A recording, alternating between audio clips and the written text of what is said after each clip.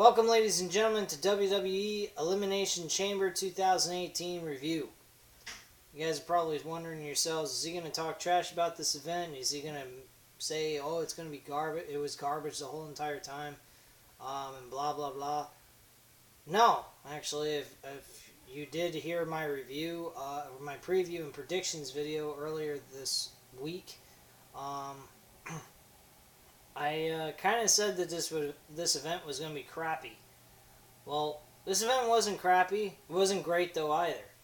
There was some really good moments, and there was some shitty things that happened. One of the best things that happened was Ronda Rousey's segment. The women's championship match. Asuka versus Nia Jax was okay. But it was expected that Asuka was going to win. That was just to display... Really, I was surprised. It displayed Nia Jax's powerful capabilities in the ring and dominance. But at the end of the day, they were going to still give Asuka the win regardless. So that was pretty interesting. And the way it ended, kind of ended a little bit like, huh? Kind of looked like Nia Jax had her arms off the mat. One of her shoulders were off the mat to begin with. But that might lead to Nia Jax getting still a championship match against Alexa Bliss. And Asuka going up against Charlotte for the SmackDown's Women's Championship against Charlotte Flair.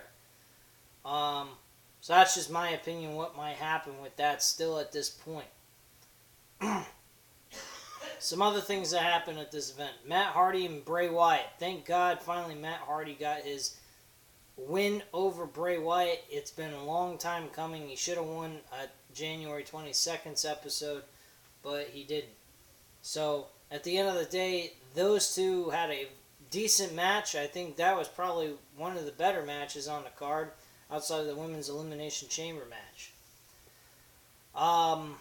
The tag team titles with Cesaro and Sheamus versus Titus O'Neil and Apollo, formerly known as Apollo Crews. But they got rid of that because of the incident that happened in Florida at the school shooting. This match, quite frank with you guys, was average at best. It was pretty obvious Cesaro and Sheamus was going to walk away still the tag team champions going into WrestleMania.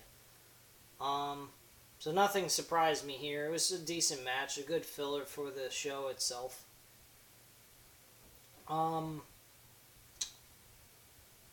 the biggest... and Alexa Bliss's title defense at the Elimination Chamber. I was impressed. The women did very well in this one in comparison to what they did at the Royal Rumble. This match was really a better first time ever women's match. We've seen the ladder matches with the women's Money in the Bank ladder match. We've seen a ton of things happen going into this, and a ton of different first time evers, and weren't all exactly that impressive. But this one was actually impressive to me. I actually enjoyed watching the action unfold. Sasha Banks, to me, didn't make a lot of sense. And they did something very similar in the men's match, too, which I'll get into once I get to that main event. Sasha Banks and Bayley were the last two women against Alexa Bliss. They could have worked together and eliminate Alexa Bliss and determine who would be the next women's champion out of the two. Well, that all changed when Sasha Banks decided to turn on Bayley and kick her off the top of the the chamber pod, while they were trying to chase after Alexa Bliss. This reasoning made no sense to me whatsoever. You have a 2-on-1 opportunity to defeat your opponent, to defeat the women's champion and get rid of her as champion and let it be between you and your best friend, and instead you turn on her and knock her down to the ground. And then those two attack each other, and Alexa Bliss still walks out the women's champion. Sasha Banks ended up eliminating Bayley, and then Alexa Bliss got the opportunity to eliminate Sasha Banks out of this situation. So, at the end of the day, Sasha Banks walks away still your women's champion. Now, granted, I actually predicted Alexa Bliss was going to retain her championship, regardless of whoever was going to be the final participant to face Alexa Bliss at the end of this match. Alexa Bliss, though, was very entertaining and really swiveled people's ideas. And they were making her think she was actually turning face. But that was after she made this comment. She states that this is an accomplishment that is so great and amazing. I feel so proud, and it's all for you guys because it was an amazing accomplishment that I made. And if I can do it, then anyone else can do it. This proves that people can actually achieve their dreams. But in reality, you guys don't ever achieve anything. She turned her tears into a evil smile and a look at the audience, and the fans booed the shit out of her. I thought that was the funniest fucking thing I have ever seen in my life. I was very impressed at how well she could go ahead, turn from looking like she was turning face, play the fans like a fool, like fools, and just boom, like in a drop in a hat, like the switch turned on, she went right back to being her old self. It was totally amazing. I thought that was very impressive and cool character change up there on her part. So I actually did enjoy that. Ronda Rousey. Gonna get into that, and then we'll get into the Elimination Chamber, and this review will be done.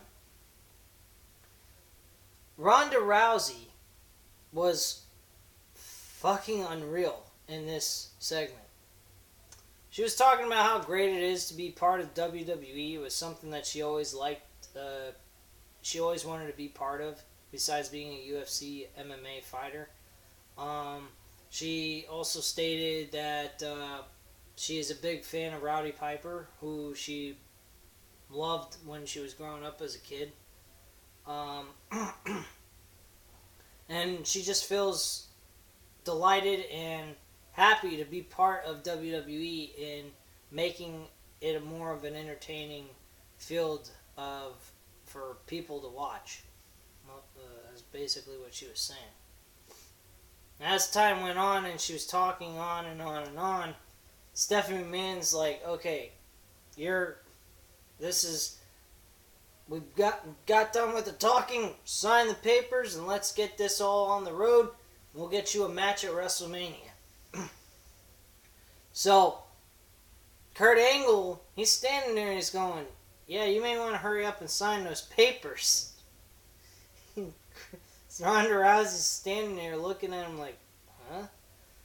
What's the big hurry kind of look? And like, he goes ahead and he's stating he overheard Stephanie McMahon and Triple H saying we finally got the bitch after what she did to us at WrestleMania 31, but he botched it and said WrestleMania 21 instead of 31. And it was one of the funniest segments. Then Stephanie McMahon's looking at Ronda Rousey saying, "Excuse him, he don't mind him at all. He's just getting over the flu. I think it might be spiking again or something like that. He's not in the right state of mind. Don't listen to him," and blah blah blah. And they're pretending as if he's an elderly old man who has Alzheimer's, telling him, "Okay, why don't you take Kurt Angle, Grandpa, backstage and make him shut the fuck up." So he's walking up the ramp and he finally says, he says some other stuff I forgot, and it even fuels more fuel to the fire.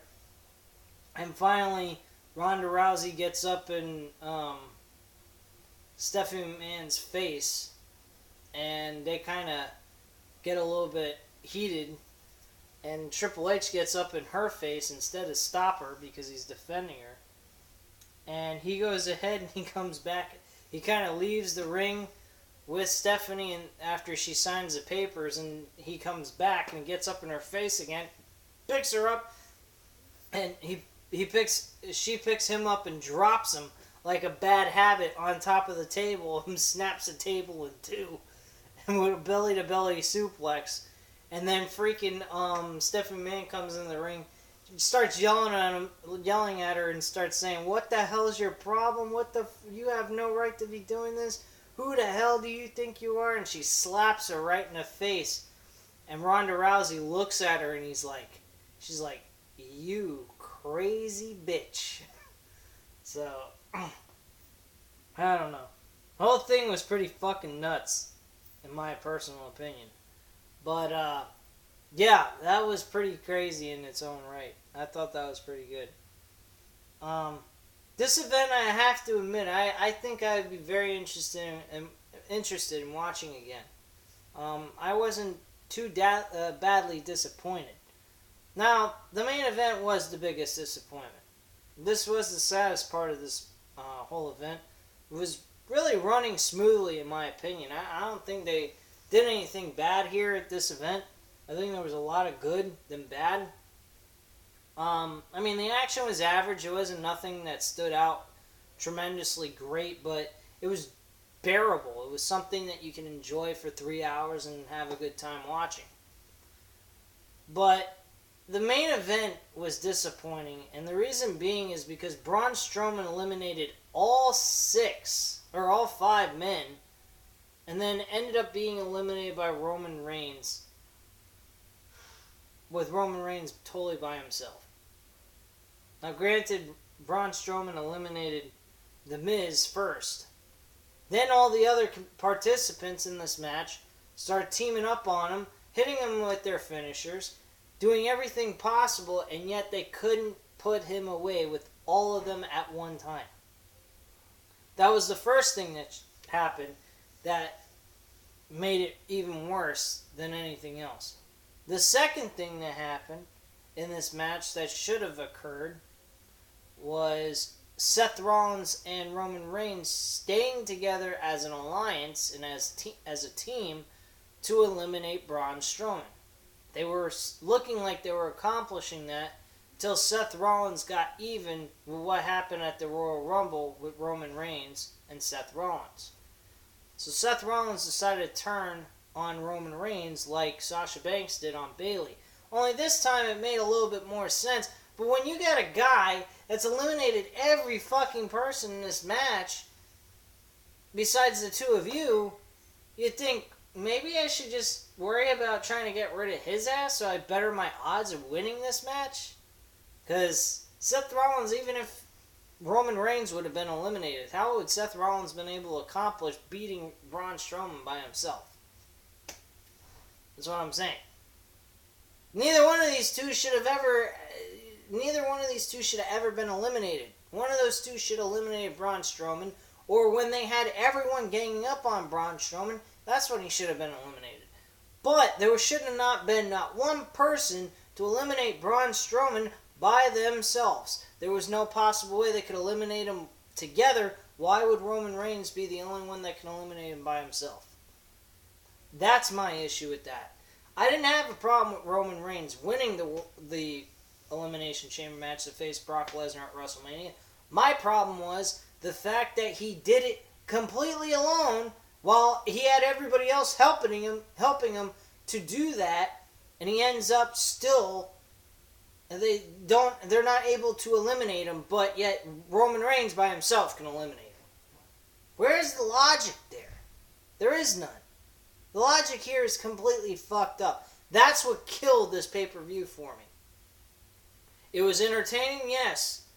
Did it have its moments of fun? Yeah, I enjoyed the match itself, but at the end of the day, Braun Strowman should have been eliminated when all the participants ganged up on him, or when Seth Rollins and Roman Reigns ganged up on him. But at the end of the day, Roman Reigns should have never beat Braun Strowman by himself.